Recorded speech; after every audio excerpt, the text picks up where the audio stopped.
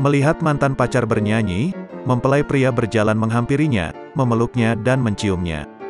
Ia kembali dengan mantan kekasih selalu menjadi situasi yang canggung.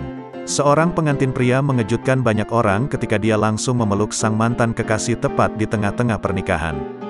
Melansir dari eva.vn, insiden ini terjadi di Provinsi Sulawesi Selatan. Menurut video yang diposting di Instagram pada tanggal 12 September, pernikahan berlangsung dengan sangat menyenangkan dan bahagia. Seorang gadis muda mengenakan setelan biru dan jilbab abu-abu berdiri di dekat panggung dan bernyanyi. Tiba-tiba, pengantin pria yang mengenakan pakaian adat, mendadak turun dari pelaminan dan berjalan menghampiri gadis tersebut. Pria itu memeluknya cukup lama sedangkan si wanita terlihat berontak, ia mencoba untuk melepaskan diri. Melihat pemandangan kurang sedap itu membuat para tamu undangan turut mencoba melepaskan pelukan pengantin pria.